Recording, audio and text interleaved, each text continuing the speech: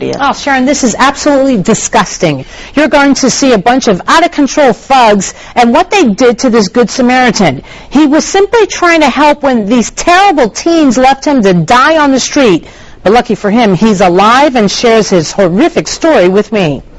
I realized I had been struck several times in the head, but I didn't realize how bad my injuries were. It was bad, real bad. 33-year-old Michael Allen suffered a fractured skull. He has stitches from one ear to the other. He has a broken leg. And it all came from this: a group of teens fighting after a football game.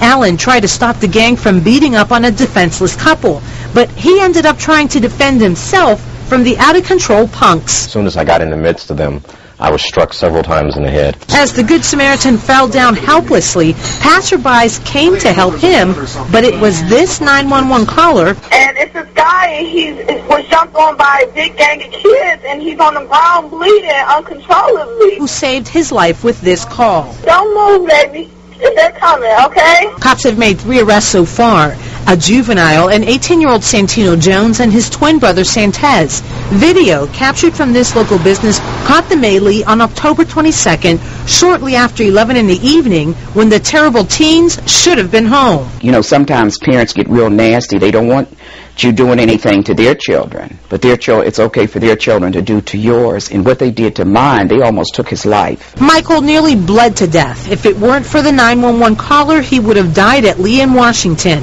And even though he has several scars for that fateful night, he would step in and help all over again. I'm not going to allow these negative elements to change where we live and change the area we live in. Good point. Michael was laid off from his IT job back in May, and he lost his benefits with that job. As you can imagine, he has a long road to recovery. And who would have thought so much damage could be done to a man trying to do the right thing?